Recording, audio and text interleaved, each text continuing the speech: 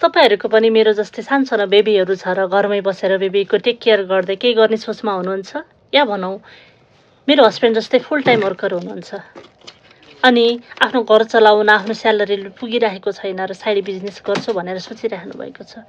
या आफ्नो अशक्तताले पछाडी परेर बसिराख्नु भएको छ मेरो पढाइ पुगेन मैले यसमा योग्यता चाहिन्छ एक्सपिरियन्स चाहिन्छ भनेर पछाडी परेर सर्नु भएको छ यो छ भने पक्कै पनि भिडियो तपाईहरुको लागि हुन सक्छ है त नमस्ते भिडियो अन्तिमसम्म हेरेर साथ दिनु होला मेरो नाम चाहिँ सरिता शर्मा ओरिजिनली मेरो घर चाहिँ नेपाल बागलुङबाट म विगत 6 वर्षदेखि चाहिँ म जापानको टोकियोमा बस्दै आइरहेको छु मैले चाहिँ थोरै आफ्नो जोडी सुनाउन चाहे हजुरहरुलाई म चाहिँ जापान आउनुभन्दा अगाडि म इन्स्योरेन्स कम्पनीमा काम गर्थेँ मेरो एकदम राम्रो थियो त्यहाँ हैन अनि मेरो अरेन्ज म्यारेज भयो बे भइसके पछाडी म जापान आएँ हैन जापान आइसके पछाडी त्यही त अनि म विभिन्न कामहरु खोज्दै जाँदाखेरि अब एउटा काम भेटियो बेङ्कमा थियो हैन त्यो काम गर्दै गएँ अब कोभिडको बेला थियो त्यो कम्पनी बन्द भयो अनि म फेरि अर्को काम खोज्न थालेँ अलिकति थोरै समय लाग्यो र पनि मैले त्यो काम पाएँ गर्न थालेँ गर्दै अब मलाई चाहिँ थोरै समस्याले सताउन थाल्यो हैन मलाई के समस्या भन्ने अनि मेरो चाहिँ सोल्जर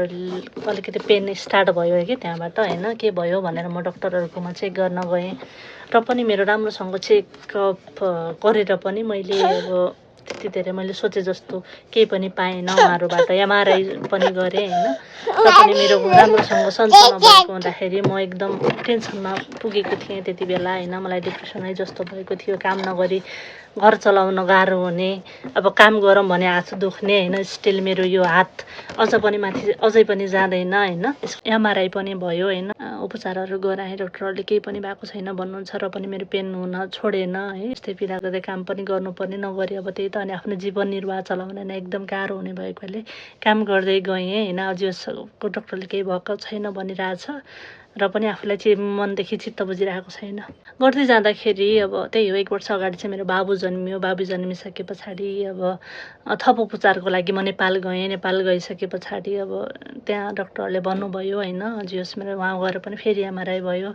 गर्दाखेरि चाहिँ मेरो नसा च्यापिएको रहेछ सोल्जरमा अब गाह्रो भयो अलिकति तिमीलाई अब थोरै वेटी पनि सामान चलाउन गाह्रो हुन्छ त्यो चाहिँ अब त्यो गर्नु हुँदैन भएर अलिकति टेर्स हुने सम्भावना हुन्छ भन्ने कुराहरु गर्नुभयो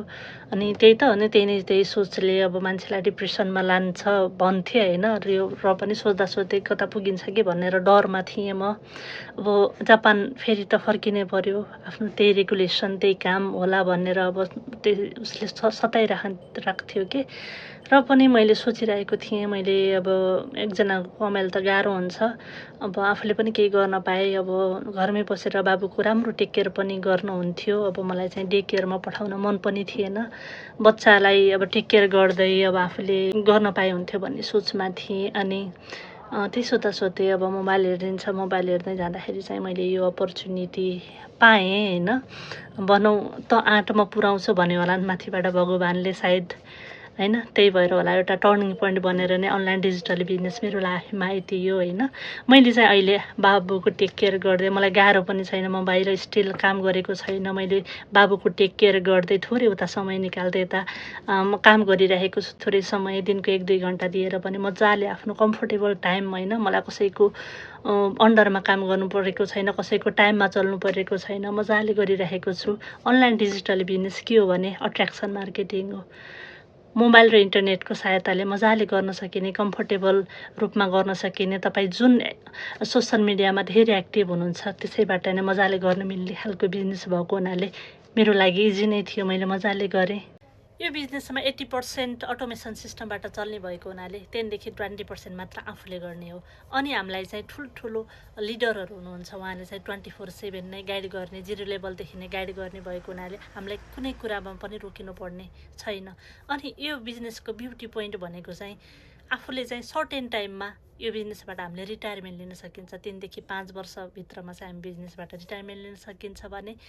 आफ्नो बच्चा 18 वर्ष पुगिसके पछाडी चाहिँ हामीले यो बिजनेसलाई चाहिँ लेगेसी पास आउट गर्न पनि मिल्ने यति भइसके पछाडी म योबाट कदापि टाढा भएर बस्न सकिन्न र मलाई चाहिँ यसमा जोडिन मन यसबाट धेरै कुराहरू प्राप्त गरिसकेको छु होइन। तपाईँहरू पनि अब म जस्तै त्यस्तै हुनुहुन्छ। म एउटा अशक्त भएर पनि मैले बाहिर गर्न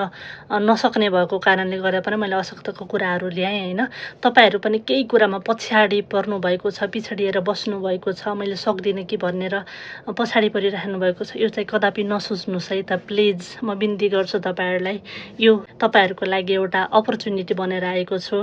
त्यसैले तपाईँहरूले पनि मजाले यसमा गर्न सक्नुहुन्छ। म अगाडि बढेँ भने पक्कै पनि तपाईँहरू पनि मजाले गर्न सक्नुहुन्छ। यसको लागि चाहिँ फर्दर प्रोसेसको लागि बुझ्नको लागि तपाईँले मलाई सम्पर्क गर्न सक्नुहुन्छ, अथवा भनौँ डाइरेक्ट नै म्यासेज गर्न सक्नुहुन्छ है त। धन्यवाद।